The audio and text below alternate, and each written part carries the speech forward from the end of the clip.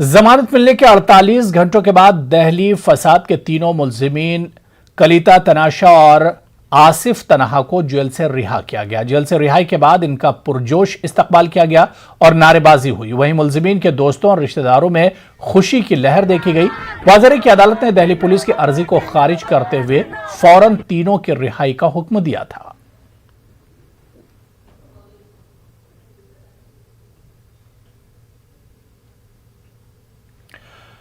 नांदेड़ असलहा जब्ती मामले में मुंबई की एक स्पेशल अदालत ने 2 मुलजिमीन को बाइज्जत बरी कर दिया, जबकि 3 मुलजिमीन को 10-10 साल की सजा सुनाई है। बाइज्जत बरी होने वालों में मोहम्मद इरफान का नाम शामिल है। अदालत से बाइज्जत बरी होने के बाद मोहम्मद इरफान जुमेरात की सुबह देवगिरी एक्सप्रेस के जरिए नांदेड़ पहुंचे। यहां इनका निहायत गर्मजोशी के साथ इस्तकबाल किया गया। इस्तकबाल करने वालों में जहां इनके रिश्तेदार, दोस्त, अहबाब मौजूद रहे, वहीं जमीयत उलमा के मकामी जिम्मेदारान भी मौजूद थे। इरफान ने बाइज्जत बरी होने के बाद मीडिया नुमाइंदों से बात करते हुए अपने तासुरात जाहिर किए और अपनी बेगुनाही साबित होने पर खुशी का इजहार किया। वाज़ेह कि मोहम्मद इरफान को नांदेड़ असलहा जब्ती मामले में 2012 में उस वक्त गिरफ्तार किया गया था जब वो अपने बैटरी और इन्वर्टर की दुकान में बैठा हुआ था। महाराष्ट्र एटीएस की टीम ने हिरासत में लेकर उसके खिलाफ दहशतगर्दाना कार्रवाइयों में मुलविस होने के संगीन इल्जामात लगाए और यूएपीए के तहत उसके खिलाफ मुकदमा दर्ज किया। 9 साल बाद नाकाफी सबूतों की बिना पर मुंबई स्पेशल कोर्ट के जज जस्टिस डीई ने बाइज्जत बरी करने का फैसला दिया। सबसे पहले मैं हमारे घर वालों को और जमीयत वालों को शुक्रिया अदा करता हूं, जिन्होंने हमें कानूनी मदद पहुंचाई, जिसकी वजह से आज हम बाइज्जत बरी रिहा हुई। ये तो हम बहुत पहले से कहते थे कि हम बेगुनाह हैं, लेकिन हमारी कभी सुनी नहीं गई। इसके पीछे जुडिशल सिस्टम जो है वो बहुत लो चल रहा है। लेकिन आज 9 साल के बाद मुझे राहत मिली है। तो मैं ये चाहता हूँ कि हमारे जैसे और भी बेगुनाह जो लोग हैं जेलों में, उनकी भी जल्द से जल्द केस चलाए कि उनको भी रिहा किया जाए। तो मैं ये नहीं कहता कि वो बेगुनाह है या गुनहगार है, लेकिन मैं ये कहना चाहता हूँ कि जल्द से जल्द उनका केस ख़त्म किया जाए। और जमीयत वाले जो है उसमें मेहनत कर रहे हैं, तो इंशाअल्लाह जल्द से जल्द कामयाबी हासिल होगी। आज जमीयत उलमा की कोशिशों से नांदेड़ के असलहा जब्ती मामले में जो केस 10 साल से चल रहा था, आज वो बच्चे बाइज्जत बरी हुए हैं। 2 बरी हुए हैं और 3 अभी उनके बाकी है, जिसमें जमीयत उलमा हाई कोर्ट में फिर से रिट पिटिशन दाखिल करके उसको चैलेंज करेगी और जो बच्चों का 10 साल का नुकसान हुआ है, ज़िंदगी बर्बाद हुई है, उसके ख़िलाफ़ हर्जाना दाखिल करेगी। इस सिलसिले में क्योंकि जमीयत उलमा जितने केसेस लड़ रही है, आज अल्हम्दुलिल्लाह उसकी कोशिशों से हर बच्चा बाइज्जत बरी हो रहा है। ये हुकूमत के ऊपर एक बहुत बड़ा तमाचा है और पुलिस और इंतज़ामिया के ऊपर बहुत बड़ा तमाचा है, जो कि मीडिया में जहर उगलते हुए मुसलमानों के ख़िलाफ़ तालिबानी का, पाकिस्तानी का और लश्कर तैयबा का इल्ज़ाम लगाते थे। आज ये बाइज्जत रिहाई इस बात का सबूत है कि ऐसे कोई सबूत पुलिस को नहीं मिल पे हैं और मीडिया जो गलत बावर कर रही है वो भी गलत है। मीडिया के ऊपर भी ये बहुत बड़ा तमाचा है। राम मंदिर ट्रस्ट की जमीन मामले में बदउनवानी के इल्जाम को लेकर बीजेपी चराग पाया है। शिवसेना ने राम जन्मभूमि बदउनवानी मामले में इल्जाम आयद करते हुए पूरे मामले की जांच का मुतालबा किया है। इस पर बीजेपी ने शिवसेना भवन के बाहर एहतजाज किया। इसके बाद से शिवसेना और बीजेपी में लफ्जी जंग शुरू हो गई है। शिवसेना ने एक मरतबा फिर राम जन्मभूमि मामले की जांच का मुतालबा किया है। सरकार को घोटाले की जांच कराना चाहिए कि आप पर ये बार बार आरोप क्यों लगते हैं, चाहे राम मंदिर की जमीन को लेकर हो, चाहे चंदे को लेकर हो। आप पूरी पारदर्शिता क्यों नहीं रखते? आपके मन में क्या ऐसा काला है जो कि आप डरते हैं? और सुन लीजिए, आपके कार्यकर्ताओं को मैं चेतावनी देना चाहता हूं कि हम सब शिवसैनिक आपसे डरने वाले नहीं। जिस दिन आजमाना होगा, हम रास्ते पर भी आके आपका जवाब देंगे और चाहे डिबेट में आके आपका जवाब देंगे। हम किसी भी मामले में आपसे कम नहीं है। आप अपने गिरेबान में झांकिए। आगे बढ़ेंगे। ईद कुर्बा करीब आ रही है। साल गुज़िश्ता की तरह इस साल भी हुकूमत की जानिब से बकरा मंडी लगाने की इजाज़त नहीं मिली है, जिसकी वजह से मुंबई और महाराष्ट्र के मुसलमानों में काफ़ी बेचैनी पाई जा रही है। इस सिलसिले में मुस्लिम नुमाइंदों का एक वफ्द कल महाराष्ट्र कांग्रेस के सदर नाना पटोले से मुलाकात करेगा और इसके बाद महाराष्ट्र के वज़ीर आला उद्धव ठाकरे से मुलाकात करके बकरीद के इंतजामात से मुताल्लिक मुतालबात को पेश करेगा। उद्धव ठाकरे और नायब वज़ीर आला जनाब अजीत पवार साहब से रब्ता कायम किया जाए और उनको इन हालात से आगाह करने के बाद इस बात के लिए उनको आमादा किया जाए कि वो कुछ खुसूसी गाइडलाइंस इस मौके पर जारी करें ताकि शहर के मुसलमान कुर्बानी का अपना फरीज़ा अदा करने में उनको किसी किस्म की दुश्वारी पेश ना आए और पुलिस वालों की तरफ से और दीगर अनासिर की तरफ से उनको जो है परेशान न किया जाए। हम चाहते ये हैं बुनियादी तौर पे कि बम्बई शहर में और बम्बई में ही क्या पूरी रियासत में जो है वो ईद उल अज़हा का त्यौहार जो है वो पुरअमन तौर पर मनाया जा सके और उसी खुशी का और उसी मसरत का यहाँ पर जो है लोगों में इजहार हो जो ईद से वाबस्ता होती है।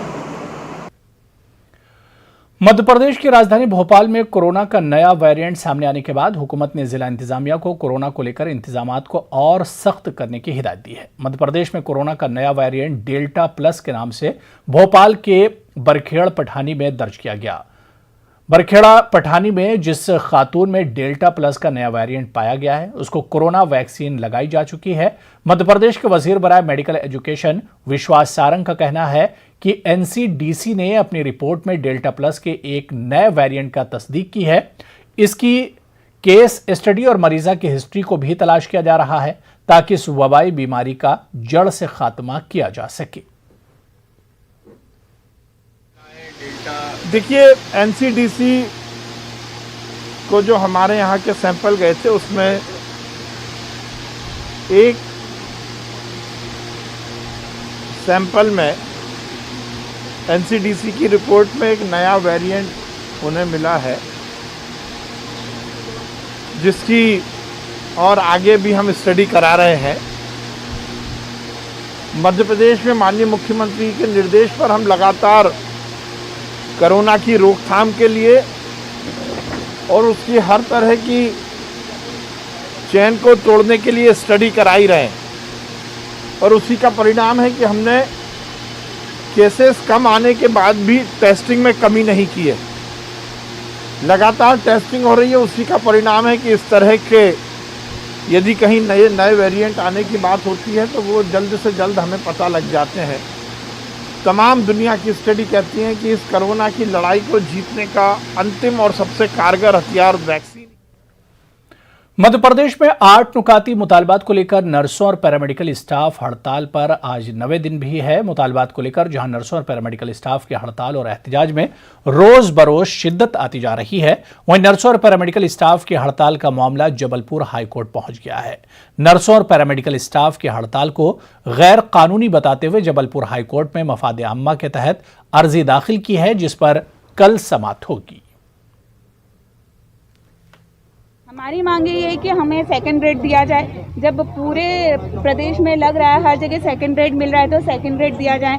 हमारा जो एनपीएस का मुद्दा है, जब से 7 पे लगा हुआ है हमारा एनपीएस कट रहा है, उसका अभी तक के कोई ब्यौरा हम लोग को कोई अकाउंट नंबर क्या कट रहा है कहाँ, वो पूरा किया जाए। दूसरा है रात्रिकालीन भत्ता, तीसरा है मेल नर्सिंग भर्ती, समयमान वेतनमान दिया जाए। ये सारे हमारे मुद्दे हैं। हम चाहते हैं कि हमारी जो जायज़ मांगे हैं जैसे कि सेकंड ग्रेड और नर्सिंग ऑफिसर का पदनाम परिवर्तन, 3-4 वेतन वृद्धि, रात्रिकालीन भत्ता, अन्य तरह की 8 सूत्रीय मांगे। हम चाहते हैं कि शासन हमारी मांगों को जल्दी पूरा करे कि कोरोना योद्धाओं को सड़क पर नहीं उतरना पड़े। आज अगर ये हमारी मांगे नहीं मानी तो हमारा 22 तारीख को एक दिन का सामूहिक अवकाश है, 25 जून से अनिश्चितकालीन हड़ताल है। कर्नाटक के हंगुल असेंबली हलके के लिए जेडीएस ने मुस्लिम उम्मीदवार के नाम का ऐलान किया है। नयाज शेख जेडीएस के उम्मीदवार होंगे। बीजेपी को रुकन असेंबली सीएम उदासी के इंतकाल की वजह से हंगुल में जिमनी इलेक्शन होने वाला है। अभी इलेक्शन कमीशन ने इंतखाबात का ऐलान नहीं किया है, लेकिन इंतखाबी सियासत शुरू हो चुकी है। जेडीएस के तर्जमान मोइतुल अल्ताफ ने कहा कि इनकी पार्टी मुस्लिम लीडरशिप को उभारना चाहती है।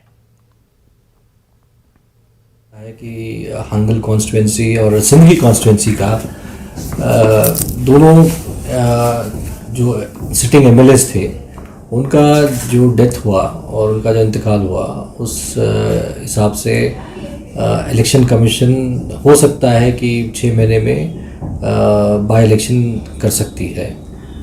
तो उस हिसाब से कल जनाब कुमार स्वामी साहब और मैं दोनों का डिस्कशन जो चला हमारा, और मैंने कुमार स्वामी साहब को ये रिक्वेस्ट किया कि वहाँ पे भी 45,000 से 55,000 मुसलमान हैं। कहाँ पर? हंगल कॉन्स्टिट्यूंसी के अंदर 45 से 55,000 का एक वोट बैंक है मुसलमानों का, दूसरी कम्युनिटीज़ भी है। मैंने सवाल ये रखा कुमार स्वामी साहब को कि जैसे मुसलमान दूसरे कम्युनिटी के कैंडिडेट्स को वोट डालता है तो दूसरे कम्युनिटी के लोग क्यों मुसलमान को वोट ना डालें। तो उस वजह से कि वहाँ पे जो 45,000 का जो और 45,000 से 55,000 का जो वोट बैंक है मुसलमान को, मैंने इस बार मुसलमान को हम टिकट देंगे। मैंने रिक्वेस्ट किया कुमार स्वामी साहब को। कोरोना मरीजों की मदद के लिए इस्लामी जमहूरिया ईरान से भी हिंदुस्तान को मदद मिल रही। कर्नाटक के अलीपुर में ईरानी हुकूमत की जानिब से ऑक्सीजन के 7 मशीनें दस्तयाब हुई हैं। अलीपुर के इमाम खुमैनी अस्पताल के लिए ऑक्सीजन फराहम किए गए हैं। इस मदद मिलने पर अस्पताल के डॉक्टर, अलीपुर की तंजीम और उलमाए कराम ने ईरानी हुकूमत का शुक्रिया अदा किया है। So it's a great help for us. We are managing a COVID care center here, and it's a very great help for all of doctors who are managing COVID patients here.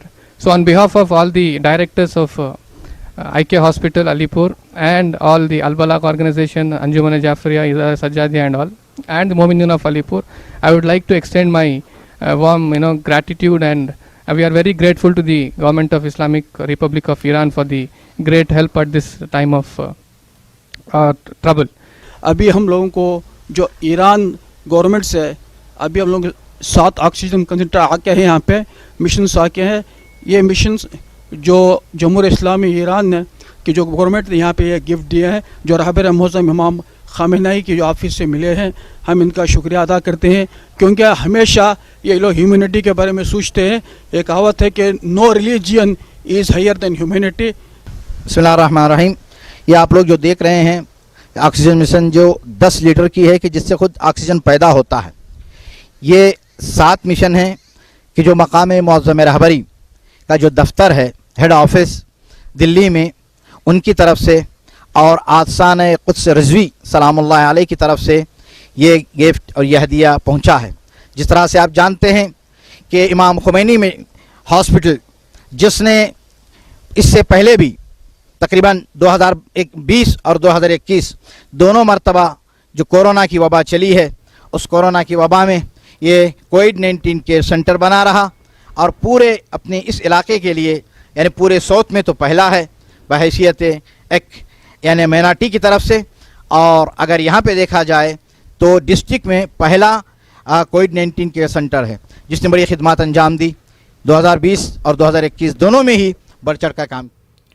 वबाई दौर में तकरीबन 1.5 साल तक बंद रहे महाराष्ट्र के सयाहती और तारीखी मकामात को आवाम के लिए खोल दिया गया है। सयाहत के शौकीन कोविड गाइडलाइन का पास रखते हुए इन सयाहती मकामात का लुत्फ उठा सकते हैं।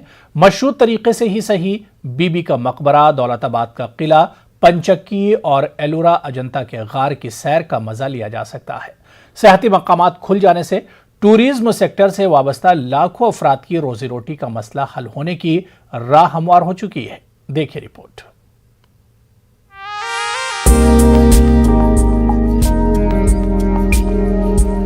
औरंगाबाद को महाराष्ट्र की सयाहती राजधानी कहा जाता है। दुनिया भर से सयाह बीबी का मकबरा, पंचक्की, दौलताबाद का किला, अजंता एलोरा के गार देखने के लिए औरंगाबाद का खूब रुख करते थे। लेकिन कोरोना वबा ने सयाहती शोबे को सबसे ज्यादा मुतासिर किया है। तारीखी और सयाहती मकामात पर ताले क्या पड़े, लाखों अफराद रोजी रोटी से ही महरूम होकर रह गए।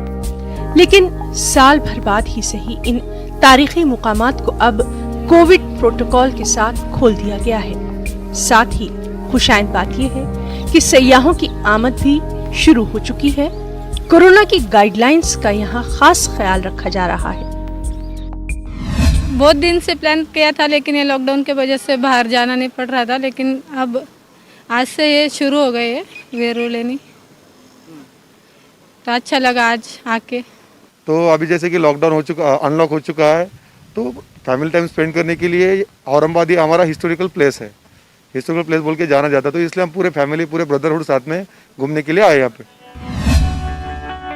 सियाहती शोबे में अक्टूबर से मार्च के महीने को सियाहती सीजन कहा जाता है। सियाहत से वाबस्ता अफराद के मुताबिक सीजन के दौर में एक महीने में 5,000 से 7,000 तक सयाह औरंगाबाद का रुख करते रहे हैं, लेकिन कोरोना के सबब गैर मुल्की सयाहों की आमद का इम्कान बेहद कम है। ताहम सियाहती शोबे से वाबस्ता अफराद को कम से कम इस बात की खुशी जरूर है कि अब उनके रोजगार की राह हमवार हो रही है।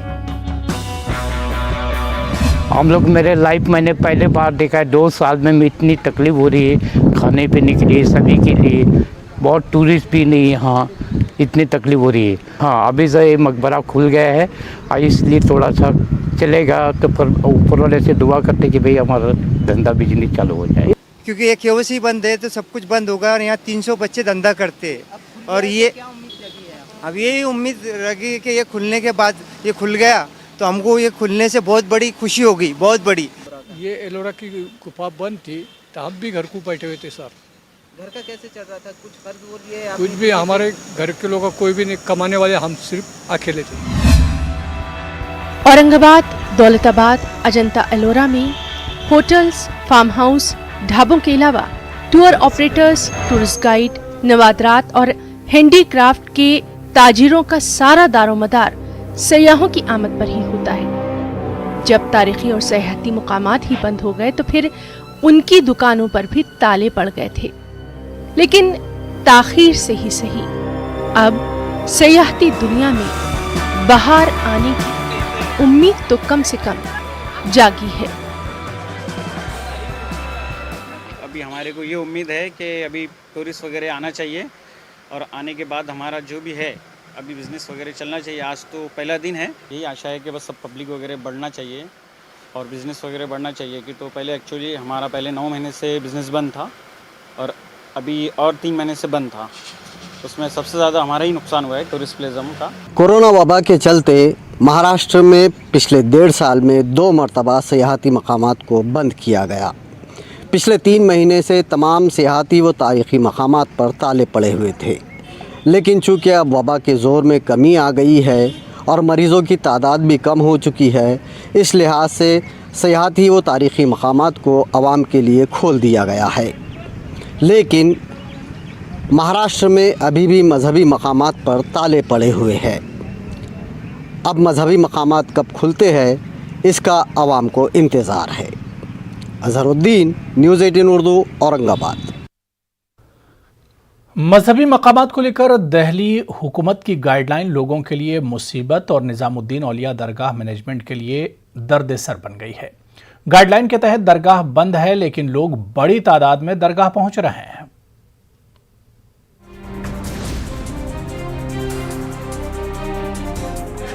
ये तंग सड़क दरगाह हजरत निजामुद्दीन औलिया की तरफ जाती है। जो लोग सड़कों पर नजर आते हैं वो आजमीन हैं, जो जुमे की रात दरगाह में शरीक होना चाहते थे, लेकिन दरगाह की बंदिश की वजह से वो अब वापस आ रहे हैं। दरगाह बंद है, लेकिन हुकूमत की गाइडलाइन में कहा गया था कि मजहबी मकामात खोल दिए गए हैं, लिहाजा इस मसले पर दरगाह से वाबस्ता लोगों को भी लोगों को रोकने के लिए पहरा देना पड़ रहा है। अंदर क्यों नहीं जा पाए, क्या हुआ? कह रहे जान ना दे रहे, बंद है दरगाह। अच्छा, तो भाई बंद है तो ठाड़े क्या करे? हम तो सलाम जब ने पास आए, अब मान के चलो ना, फूल भी खरीद लिए, चादर भी खरीद, जब ये पेश नहीं करी ना दिए क्यों? है नहीं, ये बात होनी चाहिए ना।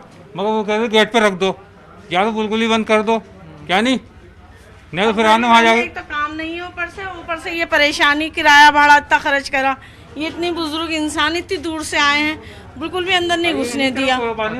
कुछ टाइम पहले दरगाह वगैरह खुली थी, लोग जा रहे थे, हमने फूल वगैरह भी लिए यहाँ से। अब जब देखा तो लगा कि मीडिया के लोग हैं साहिब से की दरगाह वगैरह का कुछ है। जा पाए दरगाह में? नहीं जा पाए सर। क्यों? खादिम बंद कर रखी है दरगाह। लोग तो काफ़ी दूर दूर से और भी आए हैं, लेकिन अब क्या कर सकते हैं सर। दरगाह निजामुद्दीन औलिया मार्च से ही बंद है। लॉकडाउन की वजह से दरगाह से जुड़े लोगों की रोजी रोटी भी मुतासिर हुई है। फूल बेचने वाले हों या फिर होटल वाले या फिर दूसरे मजदूर, सभी का रोजगार छिन गया है। इन्हीं लोगों में शामिल है फिरोज के पास कभी 18 लोग काम करते थे, लेकिन अब सब गांव में हैं। और मेरे यहाँ 18 लड़के हैं, 17-18 लड़के जो अभी गांव गए हुए हैं, 3 महीने से घर हैं वो। अब वहाँ से उनका फ़ोन आ रहा है कि दरगाह खुली है या नहीं खुली है, तो अभी तक दरगाह खुली नहीं है सर। आज मतलब केजरीवाल जी ने तो अनाउंसमेंट कर दिया था कि दरगाह मतलब लॉकडाउन खुल गया है, तो लोग बेचारे आ रहे हैं, लेकिन हमने सोचा हो सकता है आज खुल जाए। लेकिन अभी मैं सुबह आधा किलो फूल लाया था, ऐसे के ऐसे रखे हुए, फूल भी मतलब मुरझा गए, लेकिन हम दे नहीं पा रहे क्योंकि दरगाह भी खोल ही नहीं रहा है वो। अब हम ये चाहते हैं सर, या तो हम खादिमों से कहिए कि दरगाह खोलिए या दिल्ली सरकार से बोलिए कि दरगाह खुल जाए, ताकि हमारे जो है ना सब परेशान है सर। मैं खुद परेशान हूँ जब भी मैं यहाँ बैठा हुआ हूँ, वरना मुझे बैठने की मैं अपने घर में बैठता हूँ एसी के अंदर। ठीक। लेकिन आज मुझे यहाँ पे बैठना पड़ रहा है, सिर्फ क्यों? क्योंकि मुझे अपने बच्चों का भी पेट पालना है। तो अब बताइए सर, ऐसा मतलब किससे जाके हम दुहार लगाएं कि ये दरगाह खुले और हम जो है मतलब हमारा काम चले। अब हम भी अपने घर में नहीं बैठ सकते सर। दरगाह बंद होने से फूल वाले, होटल वाले और मजदूर तो परेशान हुए ही, साथ ही साथ ऑटो रिक्शा ड्राइवर भी दरगाह बंद होने से काफी मायूस हैं। सर जी, पहले तो यहाँ बहुत सवारी होती थी, बाहर से आना जाना था, अब तो कुछ भी नहीं है। 2-2, 4-4 घंटे खड़े होकर खाली चले जाते हैं, कोई सवारी नहीं है यहाँ पे, सारा धर्मस्थल बंद है। तो इस करके कोई काम धाम नहीं है हमारा इस कोरोना की वजह से। फिर भी आप यहाँ क्यों लगा रहे हैं ऑटो? सर जी, बस थोड़ा इंतजार में बैठे हुए हैं, कोई मिले सवारी। एक बार सवारी आ जाती है यहाँ से रेलवे स्टेशन की, वहाँ से यहाँ से आके खड़े हो जाते हैं, आगे कोई सवारी नहीं है। दिल्ली हुकूमत की गाइडलाइन में कहा गया है कि मजहबी मकामात खुलेंगे, लेकिन इनमें अकीदतमंद नहीं आ सकेंगे। यही वजह है कि जब दिल्ली में तमाम बाजार और दुकानें खुली हैं, तो इस इलाके में ज्यादातर दुकानें बंद हैं। दरगाह को बंद हुए तकरीबन 1 साल से ज़्यादा हो चुका है। अब जो दरगाह बंद है वो अप्रैल से लगातार बंद है। दिल्ली सरकार की तरफ से गाइडलाइन तो आई कि दरगाहें और मजहबी इबादतगाहें खोल दी गई हैं, लेकिन उसमें यह कह दिया गया कि अभी श्रद्धालु और ज़ायरीन वो अंदर नहीं जा सकते, जिसकी वजह से लोगों को परेशानी हो रही है। कैमरामैन गौरव गिरी के साथ खुर्रम शहजाद, न्यूज़ 18, दिल्ली।